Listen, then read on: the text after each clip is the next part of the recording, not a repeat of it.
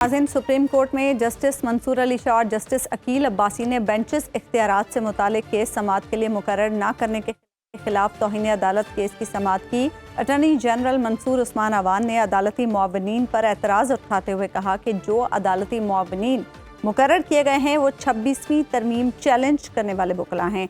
Justice Mansoor Ali Shah ने remarks दिए कि सवाल प्रैक्टिस एंड प्रोसीजर कानून के सेक्शन 2 का है। बेंच अपना दायरा इख्तियार देखना चाह रहा हो तो क्या केस वापस लिया जा सकता है? मौजूदा केस का आईनी तरमीम से कोई ताल्लुक नहीं, वैसे कोई डरने लग जाए तो अलग बात है। समाअत का मजीद अहवाल जाने senior court reporter Adeel Sarfaraz हमारे साथ प्रोग्राम में मौजूद है। अदील, अदालती मुआवनीन पर एतराज़ सामने आया, 2 नए अदालती मुआवनीन मुकर्रर हुए, एडिशनल रजिस्ट्रार से भी मकालमा हुआ जस्टिस मंसूर अली शाह का, और अटॉर्नी जनरल से एक मौके पर मकालमा करते हुए उन्होंने सवाल किया कि क्या हमारा शुमार जजेस में होता है? मजीद अहवाल बताइएगा। जी बिल्कुल, आज अटॉर्नी जनरल फॉर पाकिस्तान पहली दफ़ा इस केस में पेश हुए हैं। गुज़िश्ता रोज़ क्योंकि एडिशनल अटॉर्नी जनरल आए थे, आज अटॉर्नी जनरल ने पेश होकर वही आलमोस्ट नुक्ता नज़र अपना सामने रखा। वो ये कहते हैं कि ये जो बेंच है इस मुकदमे में जिसमें समाअत कर रहा है ये तौहीन अदालत का है, और तौहीन अदालत का जो कानून है उसकी कुछ लिमिटेशंस होती हैं और उन लिमिटेशन से बाहर निकलकर किसी क्वेश्चन ऑफ लॉ को इस केस में एड्रेस नहीं किया जा सकता। उस पर उन्हें आज फिर बताया गया कि आपके जो रजिस्ट्रार सुप्रीम कोर्ट हैं उन्होंने on behalf of additional registrar ये डिफेंस लिया है कि कमेटी ने फैसला किया है, लिहाजा हम ये असेस कर रहे हैं कि आया कमेटी ऐसा कर सकती है या नहीं। उस ज़िमन में ये सवाल उठा है और आपसे हम मुआवनत चाहेंगे।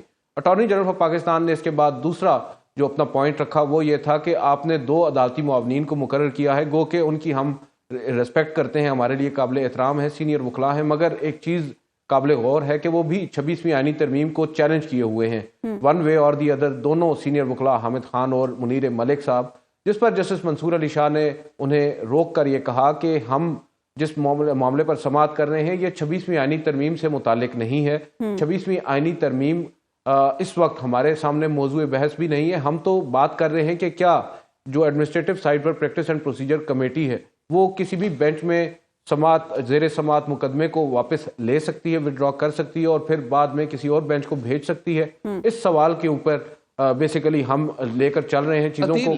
ऐसा लगता है कि ये मुकदमा बुनियादी तौर पर चीफ जस्टिस के खिलाफ है, अगर मैं इसको यूं पुट करूं। बिल्कुल ठीक है, खिलाफ इन अ सेंस के अगर एडिशनल क्योंकि अहकामात तो चीफ जस्टिस के हैं ना, उसमें यानी वो जो भी कागज है वो कमेटी चीफ जस्टिस की सरबराही में काम कर रही है ना। एग्जैक्टली जी, तो उस कमेटी के खिलाफ जाना इसका मतलब है कि अदालत के अंदर कुछ लोगों के खिलाफ ये मुकदमा है। बिल्कुल सही। अच्छा, तो इसका मतलब ये है कि अदालत के अंदर कोई तफरीक बढ़ती चली जा रही है क्या? अब हम देखेंगे कि एक तरफ याहिया आफरीदी और एक तरफ मंसूर अली शाह साहब है।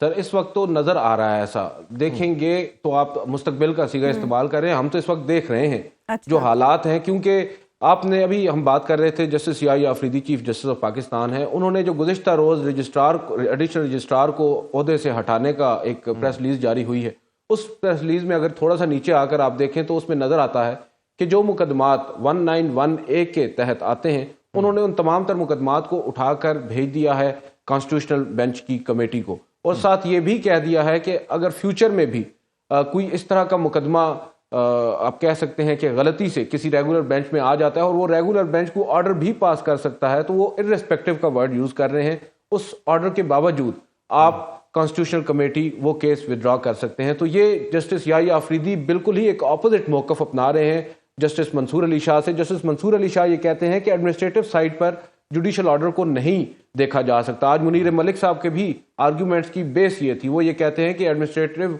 जो ऑर्डर है, जो इंतजामी ऑर्डर है, वो किसी भी सूरत में जुडिशल ऑर्डर के ऊपर हावी नहीं हो सकता। जुडिशल ऑर्डर को सिर्फ जुडिशल ऑर्डर ही खत्म कर सकता। इसका मतलब यह है कि सुप्रीम कोर्ट के अंदर एक और कोर्ट है और ये समझ नहीं आ रहा कि वो कोर्ट सुप्रीम कोर्ट से ऊपर है या सुप्रीम कोर्ट उस कोर्ट से ऊपर है।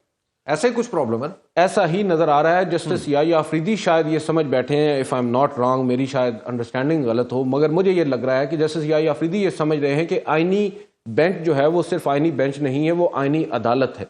जबकि मुनीर मलिक साहब ने आज बतौर अदालती मुआवन ये बात बड़ी वाज़ेह तौर पर कही है कि हमें ये बात सबसे पहले अपने जहन में रखना होगी कि आईनी बेंच जो है वो सुप्रीम कोर्ट का एक हिस्सा है, وہ سپریم کورٹ نہیں ہے، سپریم کورٹ کا وہ حصہ ہے. اور اس لحاظ سے انہوں نے ایک اور بڑی اہم بات رکھی. انہوں نے کہا کہ جو پریکٹس اینڈ پروسیجر کمیٹی ہے، 2 کمیٹیز ہیں اس وقت، ایک پریکٹس اینڈ پروسیجر کمیٹی ہے اور ایک وہ کمیٹی ہے جو 26ویں آئینی ترمیم میں 1914 کے تحت بنی ہے، جس میں امین الدین خان ہائڈ کر رہے ہیں.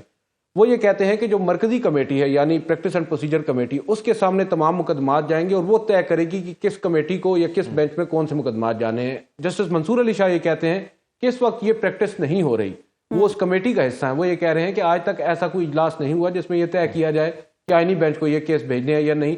تو بیسیکلی یہاں پر ہی ڈیوائیڈ ہے، اور اسی ڈیوائیڈ کو ختم کرنے یا اس ابہام کو دور کرنے کے لیے اب وکلاء یہ سجیسٹ کر رہے ہیں، سینئر وکلاء یہ کہہ رہے ہیں کہ اس معاملے پر فل کورٹ بنایا جائے اور فل کورٹ ایک دفعہ بیٹھ کر ونس اینڈ فار آل اس ایشو کو حل کرے. ادروائز یہ جو دوریاں ہیں، یہ جو اختلافات ہیں، یہ خلفشار کی صورت میں بڑھتے ہی جائیں گے. اور آپ کو لگتا ہے کہ فل کورٹ بنانے، فل کورٹ کے اوپر تو دوسرے ہمارے قاضی فائز عیسیٰ صاحب ہوا کرتے تھے، وہ جس طرح خط لکھتے تھے اور جس طرح کے وہ مزاج کے آدمی تھے، جنہوں نے، میں سمجھتا ہوں کہ انہوں نے اپنی ان کی دیگر خدمات پتہ نہیں کیا ہیں، لیکن عدالت کو تو وہ برباد کر گئے.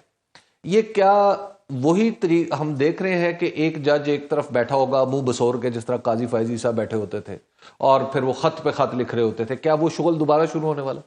سر نظر تو یہی آ رہا ہے، وہ شروع ہو رہا ہے، کیونکہ اسی ڈگر پر چل نکلے ہیں معذرت کے ساتھ جسٹس یحییٰ افریدی. 26ویں آئینی ترمیم کے بعد یہ بات زبان زد عام ہے، جو آپ کے قانونی ماہرین ہیں، جو امپارشل ہیں، وہ یہ بات کہتے ہیں کہ 26ویں آئینی ترمیم کے بعد سپریم کورٹ ارریلیونٹ ہو گئی ہے. یہ بات زبان زد عام ہے، سپریم کورٹ بے اختیار ہو گئی ہے، عدلیہ کی آزادی کمپرومائز ہو گئی ہے. باوجود اس کے جسٹس یحییٰ افریدی ایک ایسے چیف جسٹس بنے ہیں جو بے اختیار ہیں، پھر بھی جو چند اختیارات ان کے پاس موجود ہیں وہ شاید وہ بھی نہیں رکھنا چاہتے. اگر بات ان کی ذات تک ہوتی تو وہ یہ کر سکتے تھے. اب وہ ایک ادارے کے سربراہ ہیں، چیف جسٹس آف پاکستان ہیں، وہ صرف اپنی سہولت یا اپنی انڈرسٹینڈنگ کے مطابق کیسے اختیارات سونپ رہے ہیں ایک آئینی بینچ کو، جو کہ سپریم کورٹ آف پاکستان کا ایک حصہ ہے، جو ایگزیکٹلی ان کے انڈر آتا ہے، مگر وہ خود اس کو اون نہیں کرنا چاہ رہے. یہاں پر ان کو جسٹس منصور علی شاہ ایک موقع دے رہے ہیں. اب دیکھیں شاید ججز صاحبان دیگر بھی، جیسے آپ بات کر رہے ہیں، قاضی فائز صاحب کی روش اپناتے ہوئے خطوط پر خطوط جب سامنے آئیں گے تب ہی اصل صورتحال سامنے آ سکے گی. بہت بہت شکریہ عادل سرفراز، آپ ہمارے ساتھ موجود تھے. حبیب صاحب، اعجاز الحق صاحب مذاکراتی کمیٹی کے رکن بھی ہیں، مشاورتی عمل کا حصہ بھی ہیں، ان سے جو ابھی ہماری گفتگو ہوئی، آپ کی کیا انڈرسٹینڈنگ ہے، کیا سوچا جا رہا ہے حکومتی سائٹ پر؟ دیکھیے، اہم ترین بات یہ ہے کہ یہ کمیشن بنانا یہ حکومت کی ضرورت ہے. اس کی وجہ یہ ہے کہ جب حکومت اس کمیشن کو بنا لیتی ہے تو حکومت کو ایک پولیٹیکل لیجیٹیمیسی مل جاتی ہے اور ایک یوں کہیے کہ ایجیٹیشن فری ماحول بھی مل جائے گا. اور ایجیٹیشن فری ماحول یا پریشر فری ماحول جو ہوگا، اس میں حکومت کسی نہ کسی درجے میں پرفارم کر سکتی ہے. اور کمیشن بنانا خالصتاً حکومت کے اختیار میں ہے.